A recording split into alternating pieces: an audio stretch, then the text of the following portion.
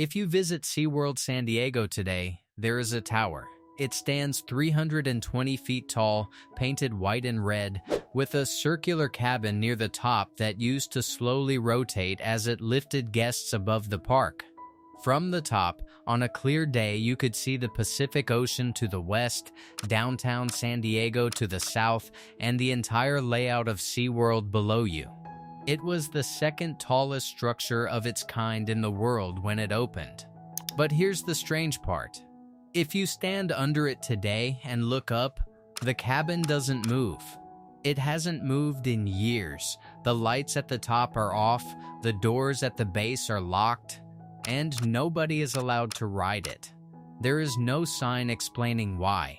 The tower just sits there, in the middle of the park, like a 320-foot reminder of something that used to work. This is the Skytower at SeaWorld San Diego, and it is one of 3 major attractions at the park that have quietly vanished in the last 10 years.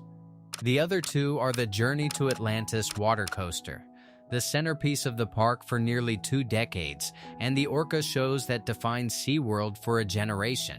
None of them got a farewell. None of them got a last ride event. They simply, one by one, disappeared. So how does the original SeaWorld, the flagship park that started everything in 1964, end up slowly hollowing itself out in front of its own paying guests? To understand that, we have to start with the founders.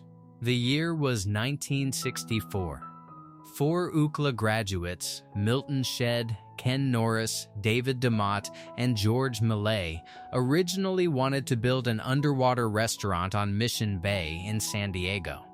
The idea was that diners would sit behind glass while marine life swam past their tables. When that concept proved unfeasible, they scrapped the restaurant and built a marine park instead. SeaWorld San Diego opened on March 21, 1964. It was 22 acres. It cost about $1.5 million to build. And on opening day, it welcomed roughly 400 guests. Within a year, that number had grown to over 400,000 annually. The early SeaWorld was simple: a few dolphin pools, a pearl diving show, a small aquarium. But in 1965, the park acquired its first orca, a female named Shamu. Shamu became a global brand almost overnight. Within 5 years, every kid in America knew the name. By the 1970s, SeaWorld had expanded to Ohio and Florida, but San Diego always remained the flagship. It was where every new ride premiered, where every show was developed. In 1969, the park added the iconic Skytower, designed to give guests a panoramic view of Mission Bay. In 2004, after years of declining attendance from competitors like Universal and Disney, SeaWorld made its biggest single investment ever, a $20 million water coaster called Journey to Atlantis. The ride opened to massive crowds. It was supposed to anchor the park for the next 30 years. It didn't make it 20.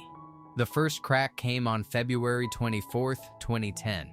At SeaWorld Orlando, a senior trainer named Dawn Brancho was killed by Tilikum, a 12,000-pound orca, during a routine show. The death was witnessed by dozens of guests. SeaWorld immediately suspended its waterworks programs. Trainers stopped entering the water with whales. The press coverage was relentless, but at first, attendance held. Then came 2013. A documentary called Blackfish premiered at Sundance. It used Brancho's death as a starting point and worked backwards through SeaWorld's entire history with captive orcas, including the original capture of Tilikum off the coast of Iceland in 1983. The film aired on CNN later that year.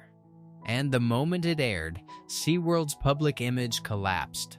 Bands canceled performances, schools canceled field trips, sponsors pulled out.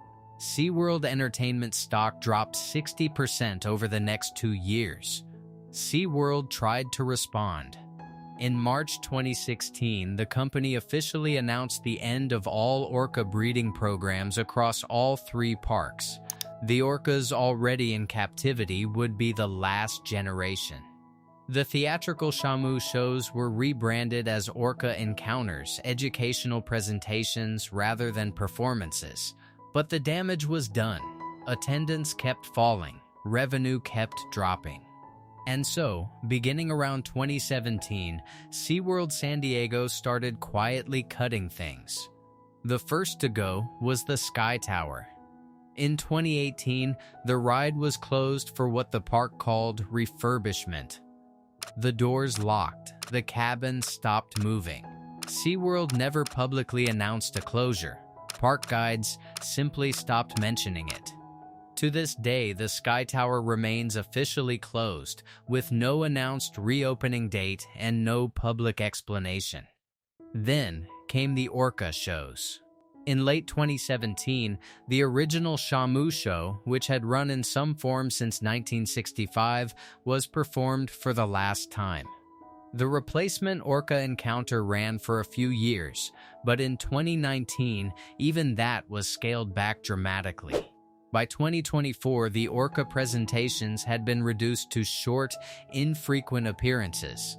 The Killer Whale Stadium, once the most photographed venue in the park, was now mostly dark. And then, in 2020, the third piece went. When COVID-19 forced SeaWorld San Diego to close its gates in March of that year, Journey to Atlantis went with it. The ride simply never reopened when the park returned later in 2020. There was no closure announcement, no final ride, no commemorative video. The ride sat dormant through 2021. Then, in early 2022, demolition crews arrived. The Atlantis flume structure was dismantled piece by piece over several months. Park guests walking through during the demolition posted photos online of the empty crater where the ride used to be. SeaWorld eventually confirmed the ride had been permanently removed, but never explained why. Industry analysts pointed to maintenance costs, to declining demand for water rides at non-water parks, and to the broader cost-cutting forced on the company after years of falling attendance. Today, the Atlantis site is partially filled with a smaller children's coaster called Arctic Rescue, which opened in 2023. But most of the original Atlantis footprint remains undeveloped, fenced off, and unused. If you walk through SeaWorld San Diego today, you'll find a park that is technically still open. The dolphin shows still run. The penguin habitat is still there. The new coasters, Emperor and Arctic Rescue, draw a new generation of younger guests. Annual attendance has partially recovered from the post-Blackfish lows. But for anyone who visited the park in the 80s, 90s, or early 2000s, the experience now is genuinely strange. The Skytower stands silent in the middle of the park, a 320-foot monument that hasn't operated since 2018. The Killer Whale Stadium is mostly empty most of the day. The Atlantis crater sits half redeveloped, with some of the original ride structure still visible behind construction fencing. The Penguin Encounter, opened in 1983 and once a flagship attraction, was permanently closed in 2024 for what the park called a major reimagining, with no announced reopening date. There are entire YouTube playlists dedicated to last ride POVs from rides that no longer exist. Forgotten gift shop merchandise from the Atlantis years now sells on eBay for hundreds of dollars. And if you ask longtime San Diego locals what SeaWorld means to them, most of them will describe a park that to them has effectively been disappearing for over a decade. SeaWorld San Diego has been open for over 60 years. The orcas are mostly gone. The Atlantis flume is gone.